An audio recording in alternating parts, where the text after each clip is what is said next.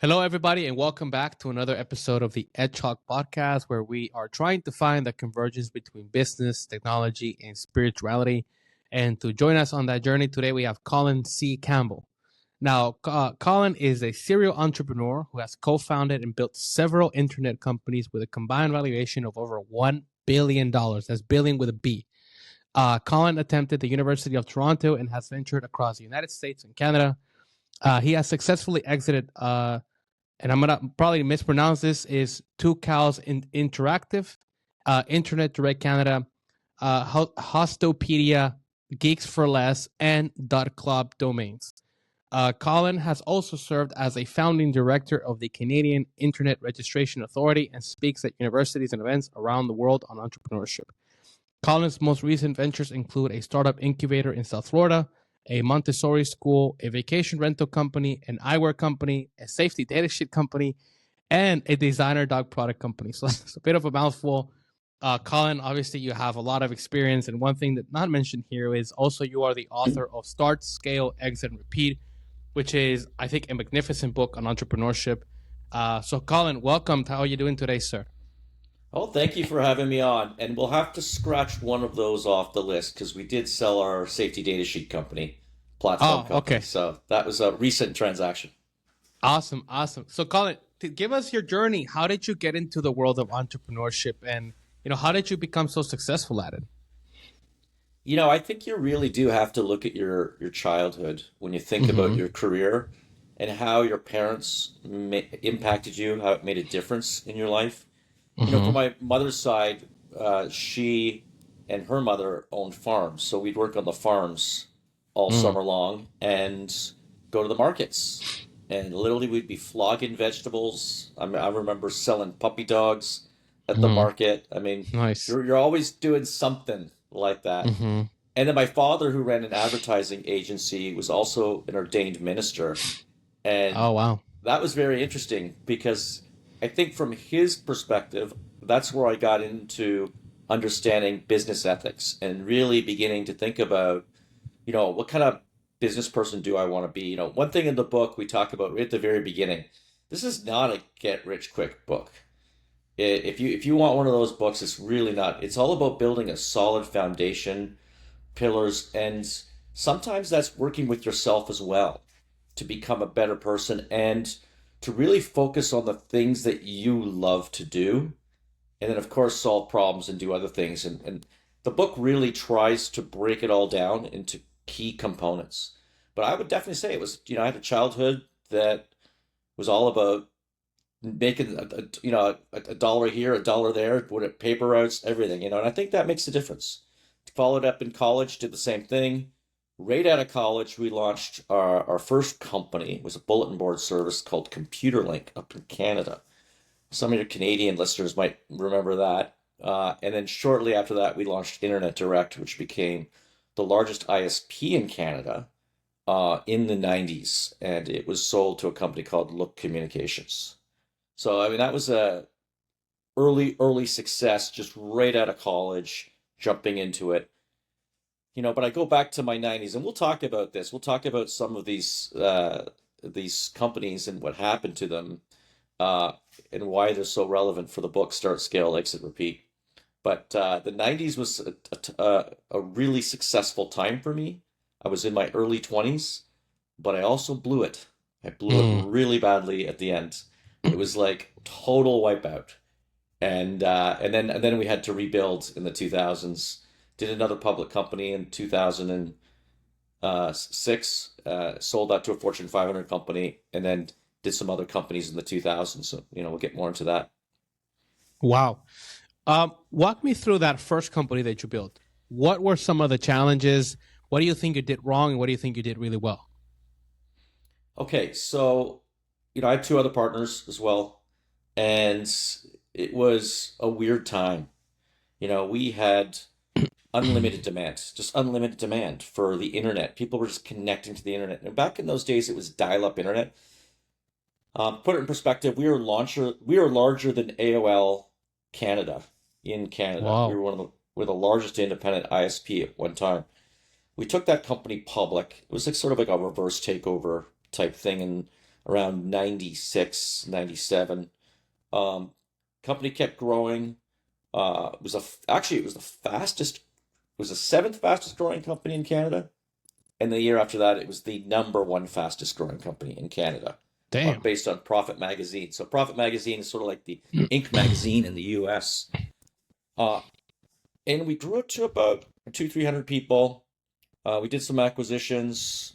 We started to launch a hosting company. We launched a company called Easy Hosting, and that's where Two Cows started as well. During that period of time, we started that. But the company, at a certain point, we were becoming very fearful of a technological shift, which was broadband, and we were narrow bands, and so we decided to merge the company with a cable company. Okay. Now, at this time, I'm about 28 years old, and we did something we shouldn't have done. We agreed to an 18-month lockup. And Raphael, you're too young to remember what happened in March of 2000s, but I am. it was something called the dot-com crash, Mm-hmm. and our shares were locked up for 18 months. Now, a stock that traded as high as $19 a share one day, I ended up selling for 6 cents a share. Jesus. It was a complete wipeout. Company had gone to over $1 billion in market value, and I was 29 at the time.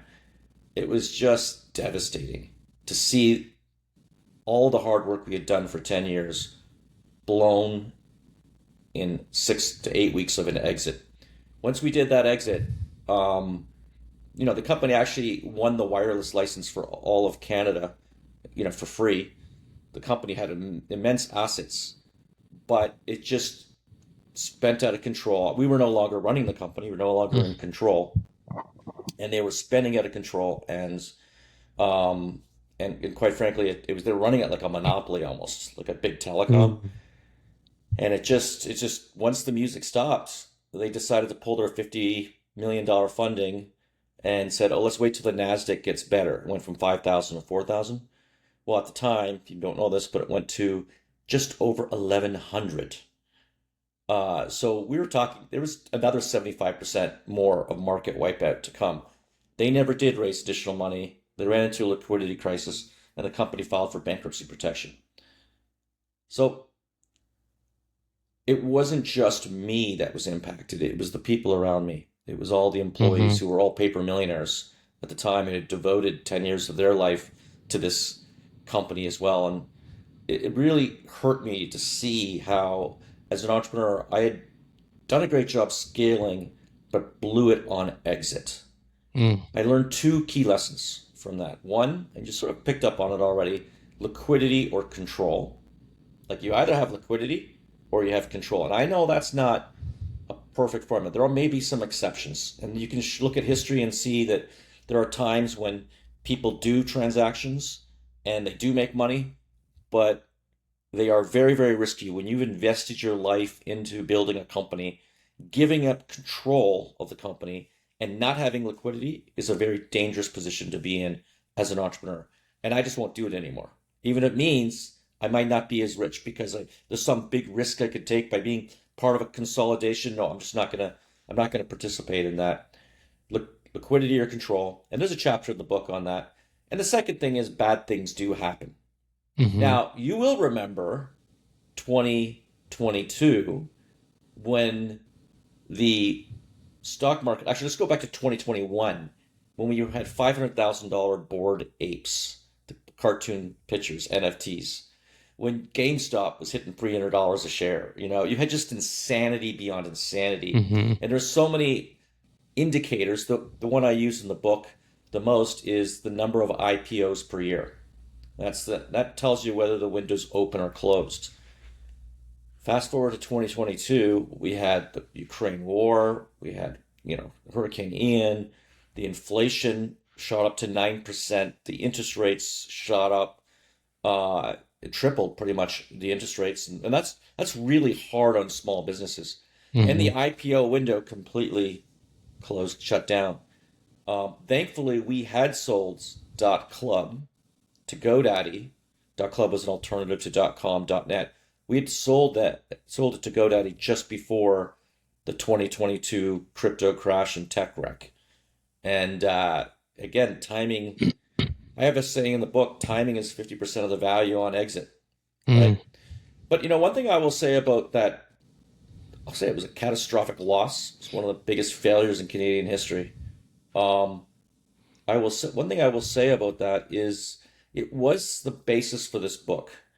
Without that, those experiences we've had in our past, that we couldn't learn from them and we couldn't tell them, we couldn't help other people. This book's all about start, scale, exit, take some money off the table, repeat, because bad things do happen. And it talks about how to start the business, how to scale it, but also how to exit. Because we're not experts, not everyone's an expert at exiting companies. They don't do it all the Mm-hmm. time.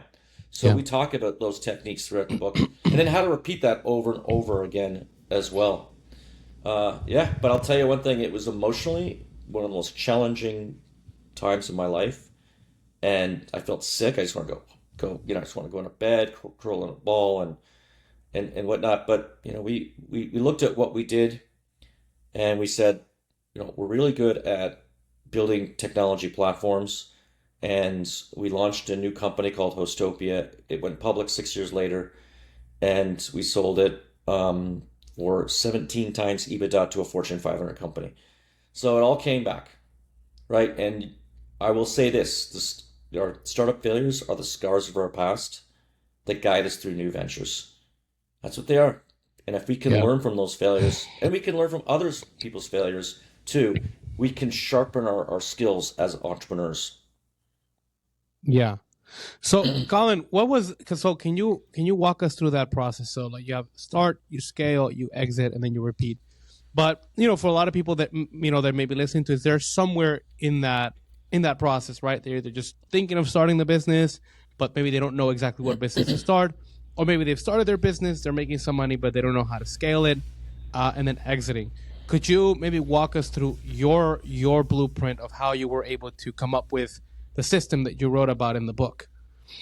Yeah, it's just interesting how that all came about. It was in 2012 when I was asked by my CEO coach to speak at MIT to a group of 60 very successful entrepreneurs.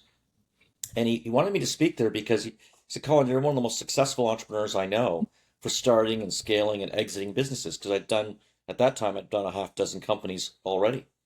And uh, and he said, I'd love for you to speak on this topic.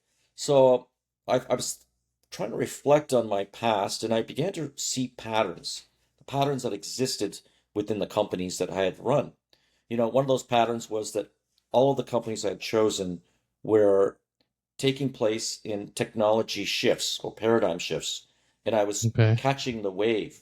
We have another chapter 3 in the book about catching the wave, and really interesting because I was able to interview Jeffrey Moore, who wrote Inside the Tornado and Crossing the Chasm. And he's really the one who redefines the technology adoption curve. So we get into that detail a lot. So I saw that pattern. I saw the pattern that, a lot of our businesses were highly scalable. Okay, that's very interesting. I saw the pattern that we had built moats around these businesses so we could protect the businesses.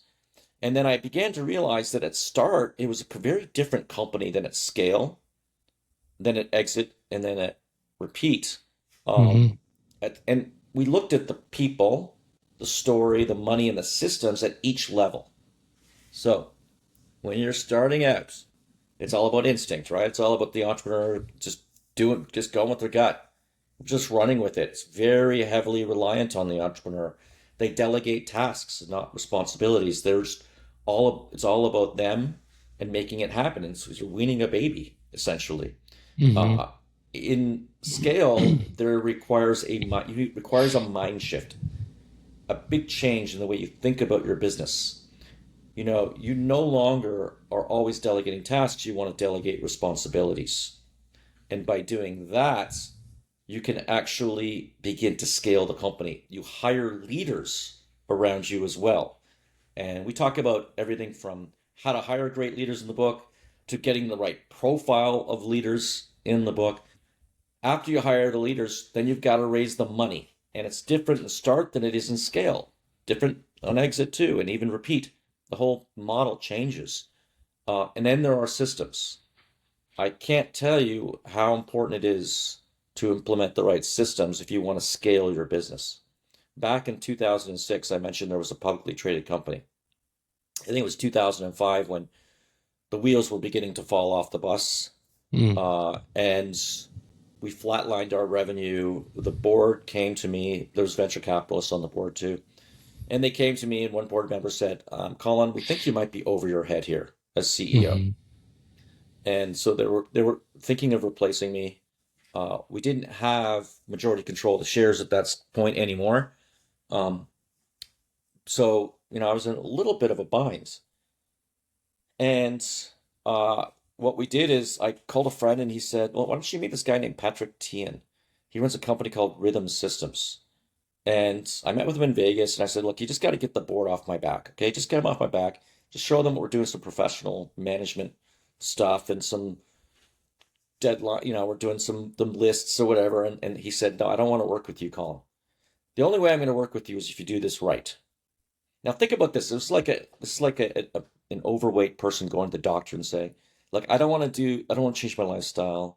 I don't want to change what I eat. Just give me a pill and no, you got to change your lifestyle. You got to do the exercises. You got to eat the right foods and whatnot. And then I said, okay, look, what do I need to do? He says, okay, here's what you're going to do. And I hired him on as my coach, and he implemented goal setting within the company. And so we have this BHAG, big, hairy, audacious goal. In the book, I like to call it 10xing your business as well. If you want to 10x your business, you want to think about how does the business look when you 10x it. Then we had a 3-year goal. We had winning moves for those 3 years. Then a 1-year goal, winning moves for that 1-year goal. And then a quarterly goal for the company and winning moves for the quarter. And then we had individual goals. We met 2 days a quarter, 88 days of execution. We developed core values. We implemented a number of systems to help the company scale. And we tripled our revenue. And again, had a very successful exit about 2.5, 3 years later after implementing these systems. See, as entrepreneurs, when we first start out, we might have a little bit of success. And again, our instinct and whatever we do gets us to a certain point. But the vast majority of companies in America fail to scale. And the number one reason, I think, really the number one reason is the entrepreneur. Because the entrepreneur is the one that gets in the way. They become the bottleneck of scale, whether it's they're relying on them for sales or you're relying on them to lead the company. When you begin to think about scale in a different way, a different mindset, you can hire great leaders. You can implement the right systems. You can raise the right type of capital, and we talk about that in the book. But we also talk about how you can change your story. And when you first start your business, this is your story. Think of Jeff Bezos when he first started Amazon. It was just a bookstore online. He just had some books in his garage, online bookstore. Somebody does the order, we'll send out a book. Well, you could see how he changed his story over time in order to scale. It became the e-commerce engine for everything, essentially. And that's the way we need to think. It's called an X factor. That's what Jim Collins called it in Good to Great, and Vern Harnish as well in Scaling Up. They did a lot of work on the X factor, and this is something that we had to discover in each of our companies as well. An X factor is something unique and different that gives you an edge that no one else has. It's really identifying a bottleneck. That's what Vern Harnish called it, a bottleneck in a particular industry, and solving that bottleneck. So think Domino's Pizza, 30 minutes or free. Think national car rental. You just show up at the lot, get in the car, and go. In our company at Hostopia, it took us about 6 years to figure out our X factor. So don't get me wrong, it's not an easy thing to figure out. We were selling email and web hosting cloud services to telecoms like AT&T, Vodafone, British Telecom. And before we had sold to those bigger companies, we were bidding on a company called Earthlink for 80,000 websites and about a million or 2 million email addresses. And we were told 24 hours before they were going to announce that we had lost the bid to our competitor. So my CTO and I get on a plane. We fly to Atlanta. We go to the office. He says, let's go to lunch with the buying manager. And it was funny. I remember it quite clearly that day because he had a WeGo, and it was a 2-seater electric car. And this was like in 2007, no, 2008, 2009. And it was called a WeGo. And there was not room for me to sit in the car, so I sat in the trunk and we drove to the restaurants. So maybe that's one of the lessons. Do whatever it takes to get the deal, right? Maybe he was so impressed with me sitting in the trunk to get to the restaurant that I actually got the deal. But we had come up with this idea of 100% migration guarantee. By almost losing this contract, we were able to. It pushed us to the point where we said, okay, let's do something no other company's ever done. A 100% migration guarantee. And we were actually going to pay $350 per website we lost. Remember, it was 80,000 websites. So what we figured out was that our buyer was not a telecom. Our buyer was a mid-level executive who had to make a decision to move their websites, a migration. And in the tech world, migrations are job killers. People get fired over migrations. Nobody wants to do a migration. The number one motivation for our buyer was not get fired. So when we came up with a 100% migration guarantee, that gave him the cover to give us the contract. And by the way, it was not easy for us to do this. We had to re-engineer our entire organization. Do you think it was easy for Domino's to deliver 30 minutes for free? I know it wasn't easy because there was a company up in Canada called Pizza that did it, and my family owned a pizza restaurant at the time. And we're like, there's no way they can do that. Yeah, they had to re-engineer their systems to be able to cook the pizzas faster and be able to deliver them at a particular speed that the competitors could not do. And of course, there were some that followed, but the reality is they were already well ahead. And in Hostopia, after we figured out that we needed to be the best in the world at migrations, we came up with what we call in the book a nearly unbearable brand promise. A nearly unbearable brand promise, which in our case was a 100% migration guarantee. That was our brand promise. If you lose one website, we'll pay you a fair market value for that website lost. And the dominoes fell. After that, we won AT&T, Vodafone, British Telecom, tons of telecoms in South America, tons of telecoms in Europe. We'd already dominated Canada, but this was what gave us the edge globally. And if you can find that X factor, I think that can help you scale your company more than anything else. Okay. So what I'm getting from you is that, so at the beginning, you there's like a lot of intuition that goes into the business, most of it driven, if not entirely driven, by the entrepreneur. But at a certain point, if he becomes the bottleneck, because obviously nobody can do everything, and obviously if everything's going up and being like led by one person, you can only do so much. So then that particular leader has to then delegate authority to other people that can build the systems that can scale the business. Now, I guess my question to you is, do you need to have investors to be able to do this? Or is there a way, from your experience, that you can bootstrap your way into, let's say, like an IPO or an exit? Yeah, again, in each one of those stages, start, scale, exit, repeat, we talk about the money component. 82% of business failures are related to the fact that companies don't have enough funding. All right, they can have the great people, you can have a great idea, and you have great systems. But if you don't have the funding, you're going to fail. And so we talk about that in each of the stages from start, scale, exit, repeat. And in start, it really is all about you trying to put up as much capital as possible because you don't want to give up large percentages of your company. It's sick when I see Shark Tank. You know that show, Shark Tank? Yeah, and you yeah, yeah. see them give up 30% of their business for $50,000. Mm-hmm. Or now, don't get me wrong, there's a lot of marketing benefits that go into Shark Tank, Mm-hmm. but I mean, the reality is you're giving up 30% of your business. That's like having a tax on the life of your business, a Mm-hmm. 30% tax for $50,000. Right. So you're going to want to try to figure out ways of holding on to as much equity as possible. I know there's a popular instrument that a lot of startups use called SAFE, and that's it's really a way of getting a loan based on a future valuation or discount to future valuation. That can be a popular method. I think government funding is often overlooked.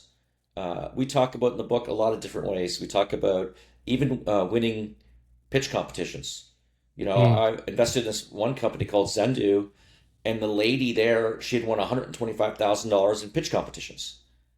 Right? She had already done like three pitch competitions. She'd done, already. She got into an incubator. That's another thing to do as well. And by the way, these incubators, um, there there are a lot of them that are free out there. We do one at the Alan Levan Center in South Florida, and it's called Incubate, and that it's completely free. And in there, you get tons of contacts. There's like 20 different speakers. I usually start with I'm usually the first speaker, and I talk about creating a four sticky note business plan. And we do it in about a half hour. And this is in the book as well, the four sticky note business plan. Literally within a half hour, you can begin to build a plan around the story, the people, the money, and the systems. And it really is your own personal plan. It's not an investor plan, but we can take that four sticky note business plan and we can pop that into ChatGPT or Claude, and it can help you write the investor plan as well. Mm. So don't get too caught up on that. But early on, you're going to want to find innovative ways to raise money and get your concept proven. I call it a stage gate. So when you first start your business, we have one that's coming out. It's an AI company right now. And, the first stage gate for that one was get MVP. And they're just about to launch their MVP. Once they've got that out, then you might set another stage gate, like I want the first 100 paying customers, right? And we're going to want to set a specific date in the future, time, and then we're going to want to see if we can hit that stage gate. Once we do hit that stage gate, then we can begin to raise additional money as we've proven ourselves. So Mm. every stage you go through in your business, you want to prove your concepts. The more you prove your concept, the higher the valuation, the more money you can raise. And by the Okay. way, it's a lot easier to raise money with a proven concept that is going to be less risky for an investor than brand new ideas. Brand new Right. ideas can be the most difficult companies to fund because of the high failure rate for startups. That's just a Right. reality. It's a very high failure rate, very hard to get funding for those. And it's a lot easier to get it as you get larger. In the book, we deconstruct all the different methods and scale from crowdfunding, which I really like now. I'm really getting big on this, on the regulation CF, which allows you to raise up to $5 million. We're considering doing something like that um, for one of our real estate properties. But you can raise up to $5 million. You can solicit investors publicly as if it were a publicly traded stock. But the key is you just have to do your paperwork correctly and generally put together a private placement memorandum to go along with it. And then we talk about venture capital and private equity and those models. And I've used venture capital. I have a bias in the book. I'm pretty heavily against venture capital. I think the way that they operate, there are some downsides, a lot of downsides. I call it Silicon Valley disease, Mm. which is a condition whereby companies get venture funding, overspend, get out of control, and they a lot of them fail. You probably don't know this, but 75% of venture companies actually fail. Think Wow. about that statistic. So you think you're there, you think you've hit it when you got your venture funding, 75% fail. See, venture capitalists like to push hard, They want to see those big growth, and they don't necessarily allow businesses to build a foundation. And Right. they have something called liquidation preference, where they get paid first under any exit scenario. So in a lot of cases, you know, companies they just don't take off. They don't become as big. I'm working with one right now. They were at 60 million in venture capital, and the founder spent 12, 13 years of his life building this company, and it's only worth 15, 20 million dollars, the company today. He's got no chance of recovering any money from his initial investment, um, based on the current company, and it's unlikely that that company will achieve that kind of valuation in the time period where the venture capitalists, they're obviously not going to wait around forever. Sure. So it's likely he'll lose everything, and that's because of liquidation preference. Now, if he had sold common shares, and you can do that. Most of my investments, like when I've had investors, I use the Reg D combined with the private placement memorandum, which allows you to solicit sophisticated investors. And it's my favorite form of funding. And I do it for common shares. But in his scenario, if the company's worth 50, so he owned 30, 40% of the company's worth $20 million, he's going to still walk away with $8 million if it's Right. a medium success. But instead, all the priority went to the venture capitalists, and the liquidation preference reduces chances of success. Hmm. Successful company, if you think about it, I mean, $8 million, don't you think you sold your company, you made $8 million, that's not too bad, That's not too bad right? at all. Right. But with the wrong structure, you walk away with nothing. So Yeah. we're going to want to think about those scenarios. We talk a lot about that in the book.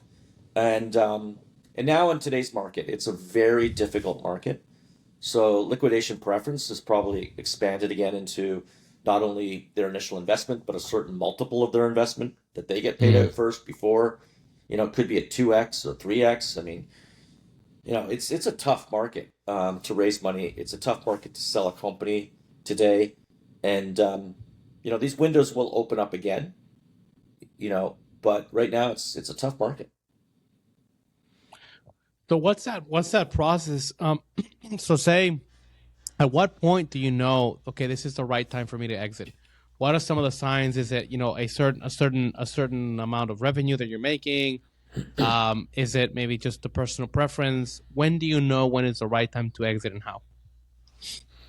Yeah, and look, I'm not always taking my own advice. We had a company called paw.com. We have a company called paw.com, paw.com, and 4 years in a row on Inc. 5000, hit $40 million in revenue 3 years ago, and then the post-pandemic hangover came, and Mm-hmm. sales went down a bit, but worse than that, the multiple expansion. So we were seeing publicly traded e-commerce companies fall by 90% of their market value.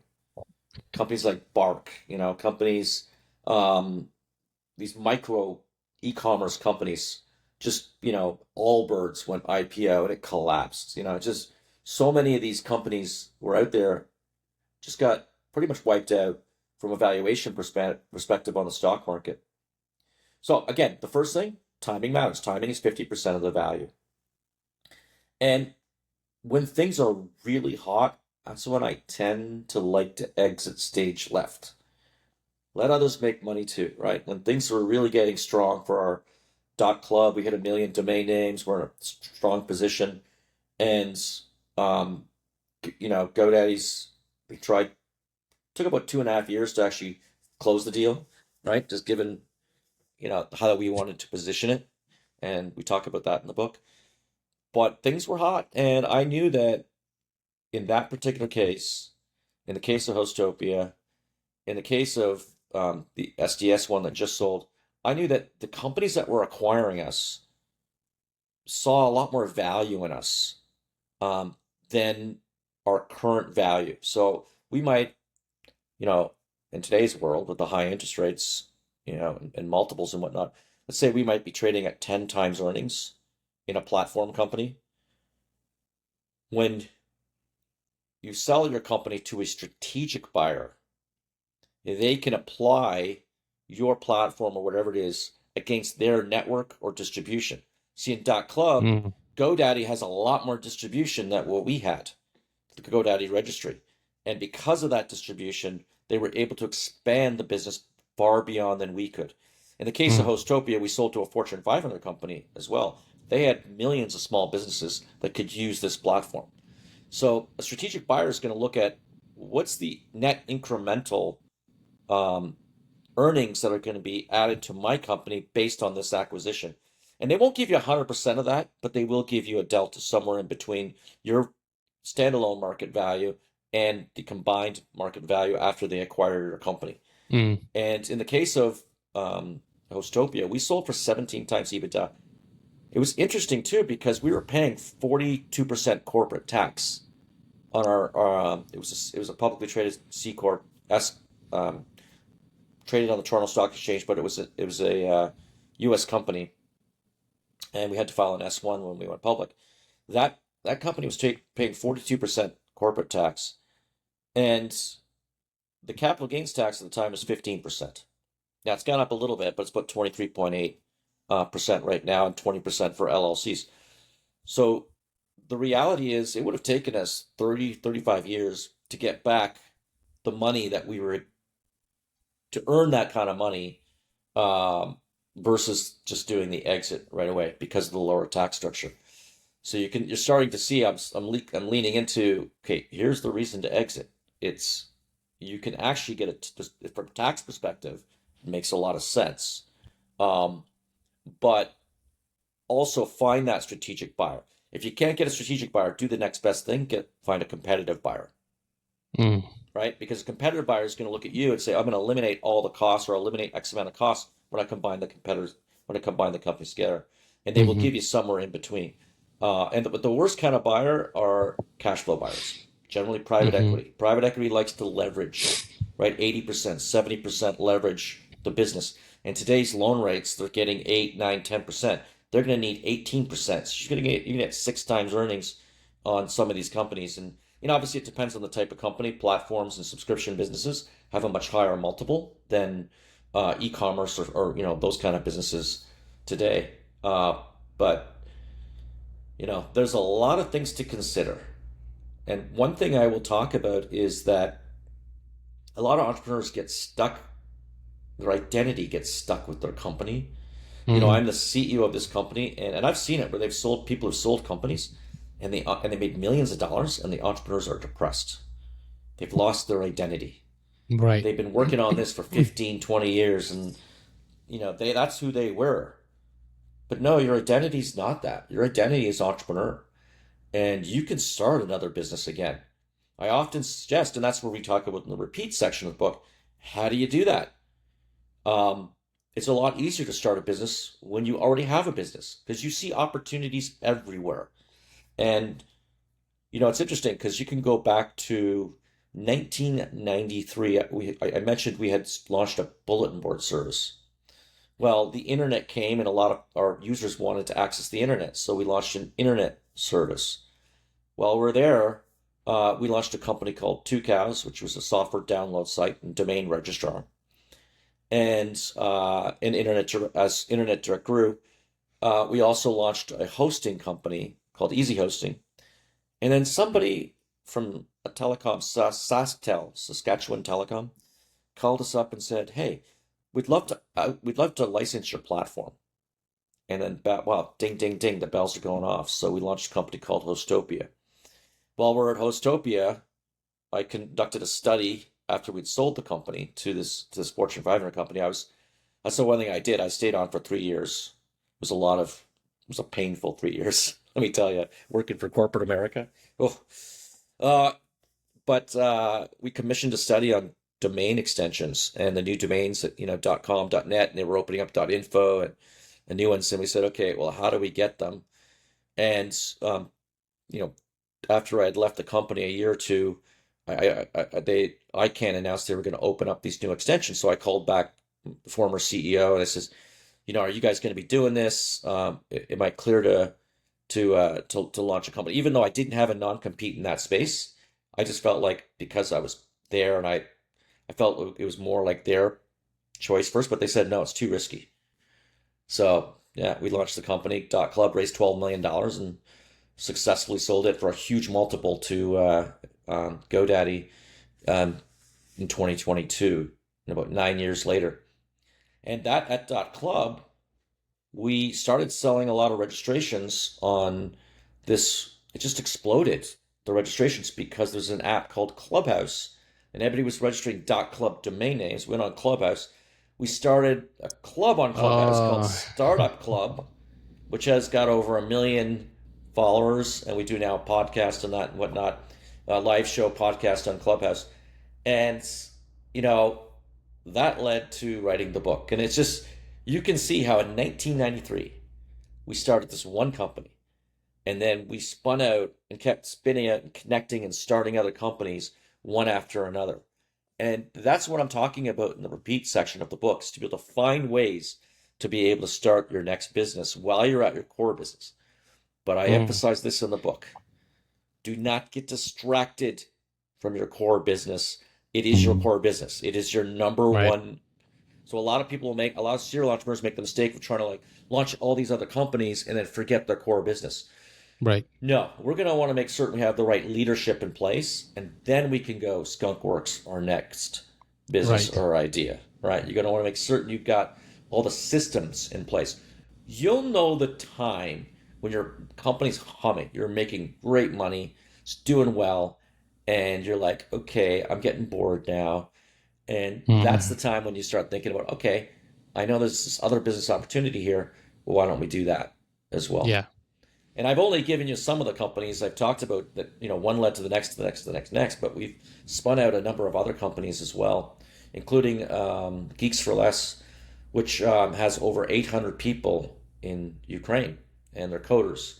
And, that company spun out of Hostopia because we had a need for coders. We had a need to build a lot of code, the platform was huge, right? So we had to hire a lot of people. We had a 100% migration guarantee. We had literally hundreds of people looking over websites and building code to move websites and all of that kind of stuff. So that company needed to hire programmers. And so we started another company that rented those programmers or connected the companies with programmers on a direct basis. That's why it's called Geeks for Less. Well, lower cost. Yeah. I mean, it's you can see how it's all connected. Yeah. Yeah. Okay. Walk us through a little bit, maybe on the personal side of it, if you don't mind, Colin. What was the impact of this in your personal life as well? Because I've heard, and we were sort of talking about this before the show.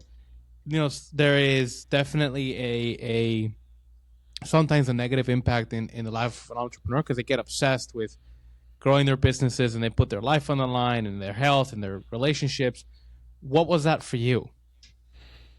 Yeah, and I'm one of the lucky ones who have kept a family.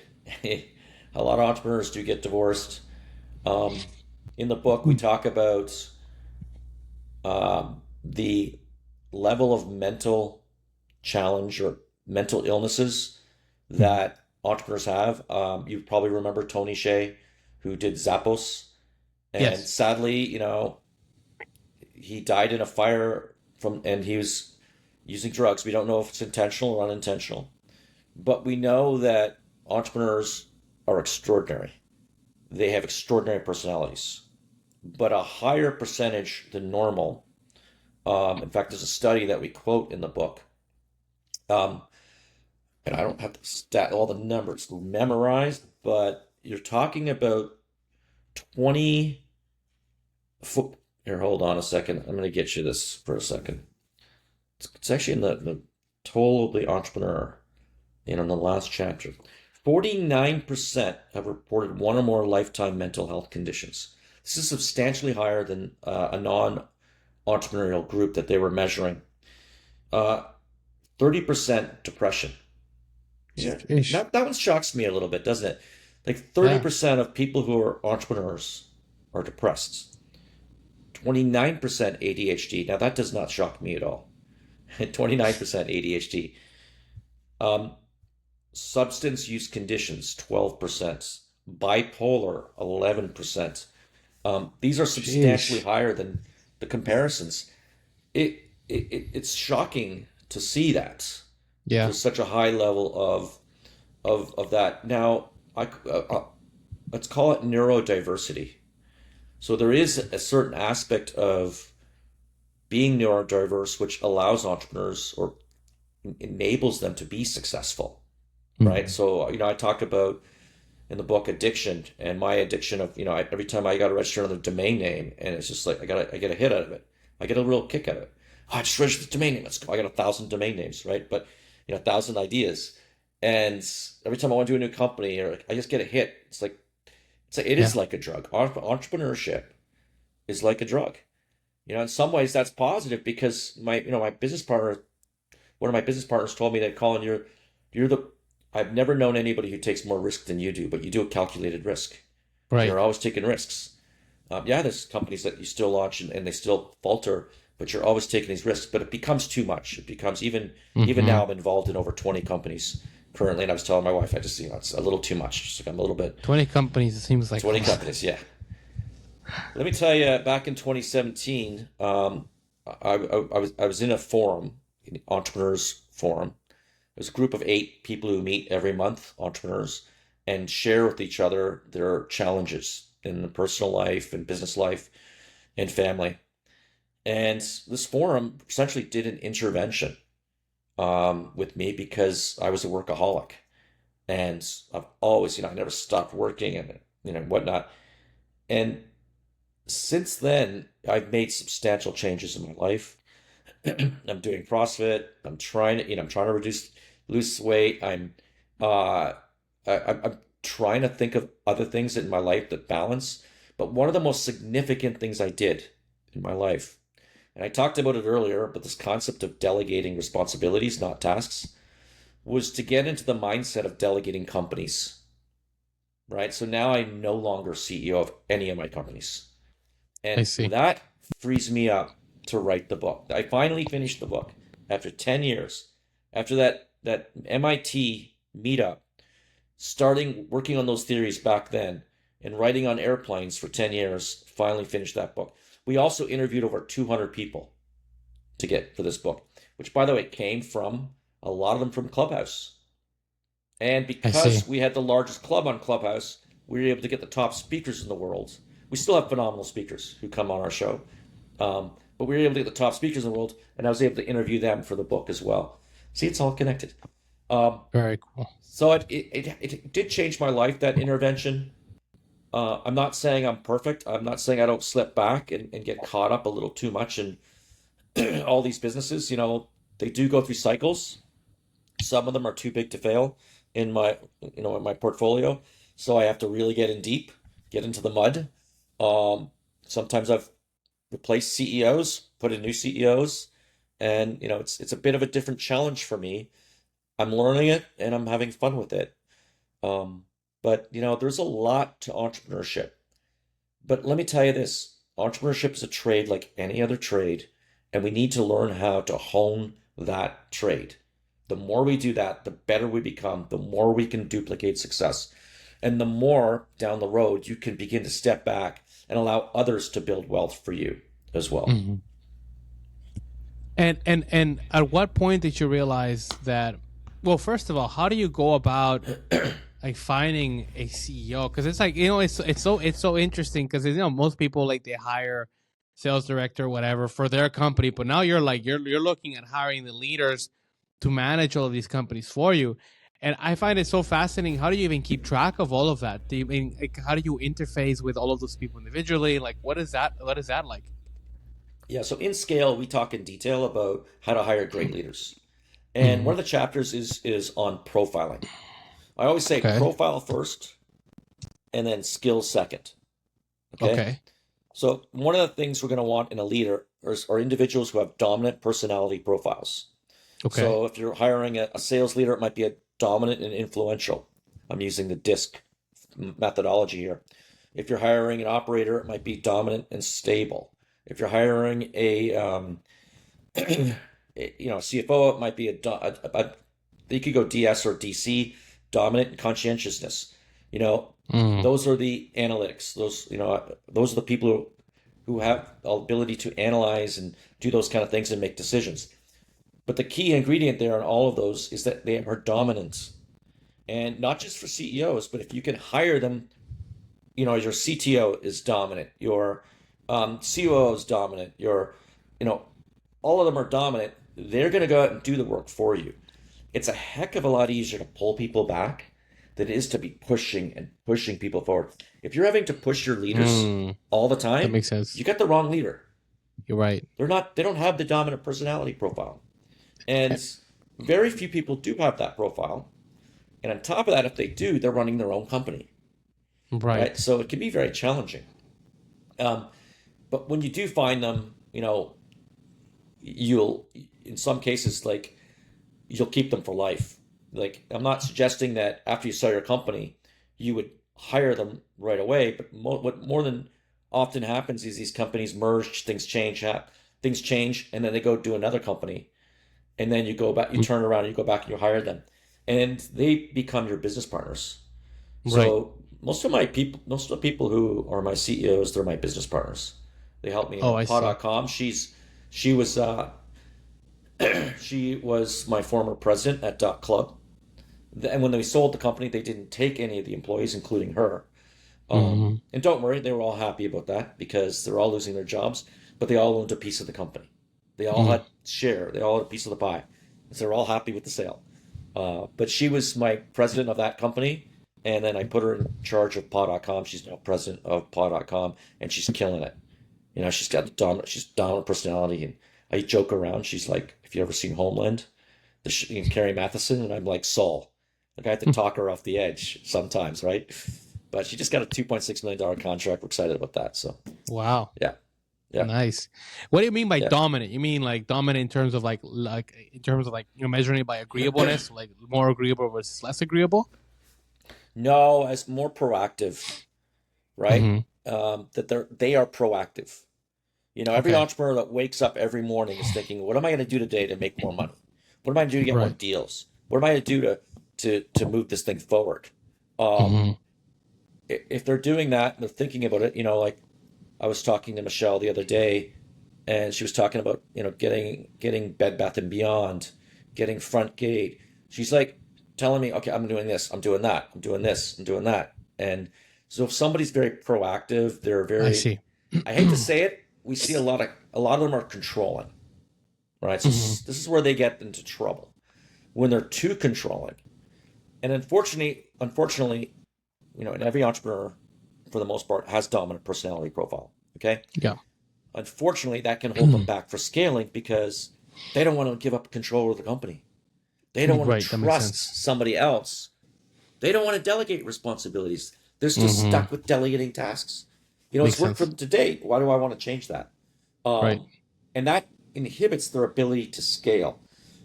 The hardest group are the DIs, those who are great salespeople, because the salespeople, they're the ones getting all the deals. They're the ones making it happen. They can sometimes be the hardest companies to scale because it's so reliant on their ability to make the next sale. Instead of having a sales manager and a sales team and being able to drive sales. Right. Absolutely. Yeah. Makes sense. So personality profile. I like to use a quote that Jack Welch once said, hire people with runway. So if you want your company to grow 10 times the size and you're $1 million, hire people who run $10 million companies. Okay? Yeah, makes sense. Don't go for the $1 billion companies. I've seen that happen. The mindset of somebody in a $1 billion company is completely different than the mindset of somebody in a $1 million or $10 million company. When you're smaller, it's a lot more do-it-yourself. So some of these startups make the mistake by bringing these executives in, but the reality is they have no understanding of how to go from 1 to 10. If you're 10 million, you want to go to 100 million. And so that's the next thing. And then I look at skills, of course, when you're hiring. Another thing is if they're not negotiating with you, like I'm telling you, there's a leader I've hired that hasn't tried to negotiate. I mean, it's almost like a test. If you don't negotiate with me for your salary, how are you going to negotiate? Yeah, makes sense. Are you going to negotiate for the company? Are you gonna Right. really make it happen? If they're Makes agreeable sense. to your proposals, it's like, okay, something's wrong with this person, Mm. so you can get an indication. But I'd love to profile. We did something fun on the book, Start, Scale, Exit, Repeat. We came out with a workbook called Start, and it's just the start section. And it's a series of exercises based on the actual book. And Okay. one of them is figuring out your personality. Mm. And what we did also is we created a custom GPT. I see. ChatGPT has a section where you can make these custom, do some prompt engineering and create custom GPTs. So we made one called personalityprofileai.com. Okay, we branded it with the domain. Told you I love domains, right? So you can just go to personalityprofileai.com. It asks you 16 questions. It'll tell you your DISC profile. It'll tell you your Myers-Briggs profile. And it'll also compare you with celebrities as well, other entrepreneurs or celebrities, to show you which profile you are similar to them. Nice. But over time, I think it becomes, I can actually analyze personality profiles without having someone even do the test, I because see. there's certain signs in the way they behave and talk and whatnot. And as a leader, as an entrepreneur, a startup founder, you're going to want to become an expert in understanding personality profiles. And this test's free now. There's free tests on the internet all over. And now with these, AI, you can literally use it to ask the questions to figure out your personality. I think it's going to be down the road. I think you'll have an AI listening to your interview and then it coming Mm. up with the personality profile based on the interview. You might need to ask a few questions, but it will come up with the personality profile. And anyway, we put one together on personalityprofileai.com. That's one of the startup GPTs that we put together for the workbook. Anyone can access it, whether you have the workbook or not, but it's free on ChatGPT. Awesome. Very, very cool. Colin, I have to say, this has been one of the conversations where I wanted to do nothing but listen because you have so much knowledge, and I really appreciate you sharing that with me and with our audience. If there were, let's say, one thing that somebody that made it this far and that you would like for them to take away from this episode, what would you say that is? I think it is that entrepreneurship is a trade like any other trade.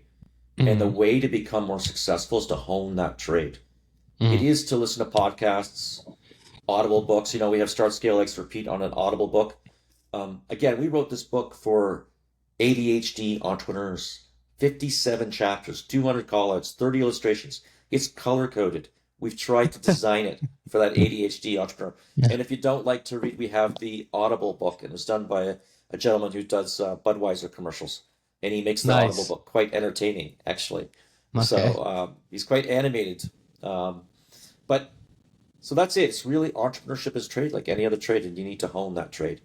That and startup failures are the scars of our past that guide us through new ventures.